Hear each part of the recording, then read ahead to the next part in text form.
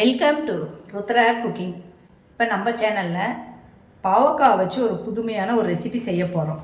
இது வரைக்கும் இது யாருமே செஞ்சுருக்க மாட்டேங்க. செஞ்சு சாப்பிட்டா அவ்வளோ அட்டகாசமாக இருக்கும். அது எப்படி செய்யறதுன்னு நம்ம வீடியோக்குள்ளே போகிறதுக்கு முன்னாடி நம்ம சேனலை மறக்காமல் சப்ஸ்கிரைப் பண்ணிக்கோங்க. அப்படியே பக்கத்தில் இருக்கிற பெல் ஐக்கானையும் ப்ரெஸ் பண்ணிவிடுங்க. நீங்களும் இந்த வீடியோவை பார்த்துட்டு பாவக்காய் பொரியல் செஞ்சு சாப்பிட்டுட்டு ரொம்ப ரொம்ப சந்தோஷமாக இருங்க.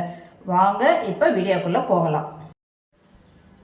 பாவக்காய் பொரியல் செய்கிறதுக்கு நான் ஒரு 1/2 கிலோ பாவக்காய் பொடியாக கட் பண்ணி வச்சுருக்கேன்.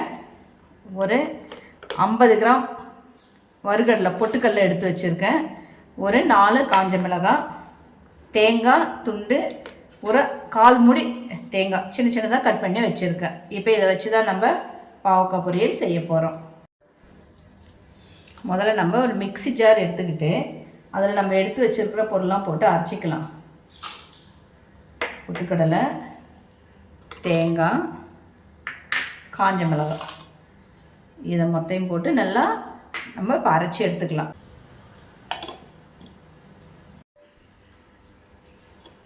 அரைச்சாச்சு, தண்ணி ஊற்றக்கூடாது. இந்த மாதிரி பவுடர் மெத்தடில் தான் இதை அரைச்சி எடுத்துக்கணும். தண்ணியெலாம் சேர்க்காமல் அரைக்கணும். வானல் வச்சுருக்கேன். ஒரு 100 ml இருக்கிற மாதிரி எண்ணெய் ஊற்றிருக்கேன். அந்த எண்ணெயிலே நம்ம இந்த பாவக்காய் போட்டு நல்லா வறுத்து எடுக்கணும். நல்லா மொறுமொறுன்னு ஆகணும். அதனால தான் கொஞ்சம் எண்ணெய் ஜாஸ்தியாக வச்சுருக்கேன். இப்போ அந்த எண்ணெய் காஞ்சிடுச்சு, நம்ம பாவக்காவை கூட சேர்த்துக்கலாம்.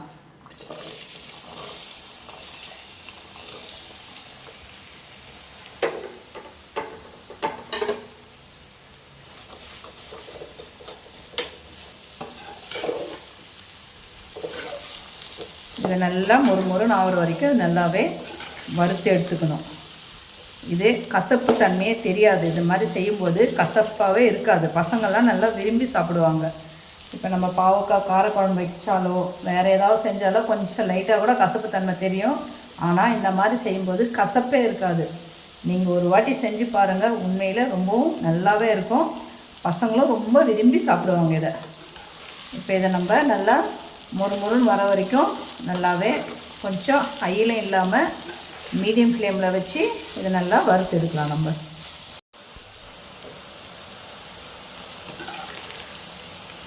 இப்படியே பாதி வறுபட்டுடுச்சு. இன்னும் கொஞ்சம் நேரம் இருந்தால் நல்லாவே ஃப்ரை ஆகிடும். நடுவில் ஒரு 2-3 முறை இந்த மாதிரி நல்லா கலந்து விட்டுக்கோங்க. இல்லைன்னா கருகிடும். ரொம்ப ஹையில் வச்சிங்கன்னா கருகிடும்.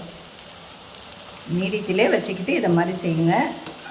இது எவ்வளோ செஞ்சாலும் சீக்கிரமாகவே காலி ஆகிடும். அவ்வளோ டேஸ்ட்டாக இருக்கும். இது சாதத்தை கூட பிசைஞ்சு சாப்பிட்லாம்.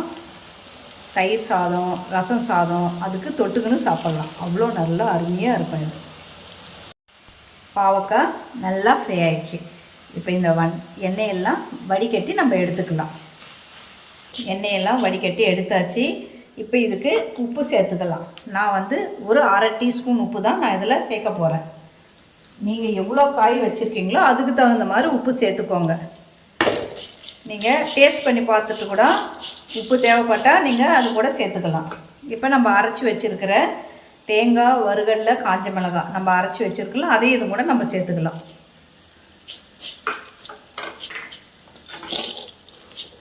சேர்த்து எல்லாத்தையும் நம்ம இப்போ நல்லா கலந்து விட்டுக்கலாம்.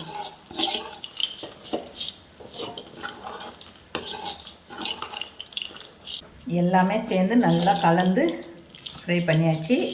இது இப்படி ஃப்ரை பண்ணும்போது அவ்வளோ மணமாக இருக்கும். இது சாதத்து கூட பிசைஞ்சு சாப்பிட்டா அவ்வளோ ருசியாக இருக்கும். கட்டாயமாக நீங்கள் வீட்டில் இதை ட்ரை பண்ணி பாருங்கள். இப்போ பாவக்காய் பொரியல் ரெடி ஆகிடுச்சு. நம்ம இறக்கி வைக்கும்போது அது மேலே லேசாக கொத்தமல்லி தழையை தூவி நம்ம இறக்கி வச்சிடலாம். வித்தியாசமான சுவையான பாவக்காய் பொரியல் ரெடி ஆகிடுச்சு. நீங்களும் இதை வீட்டில் ட்ரை பண்ணி பாருங்கள். மறக்காமல் நம்ம சேனலை சப்ஸ்கிரைப் பண்ணிக்கோங்க. சமையல் பண்ணுங்கள். ரொம்ப ரொம்ப சந்தோஷமாக இருங்க. உங்கள் ஃபேமிலி அண்டு ஃப்ரெண்ட்ஸுக்கு ஷேர் பண்ணுங்கள். நன்றி, வணக்கம்.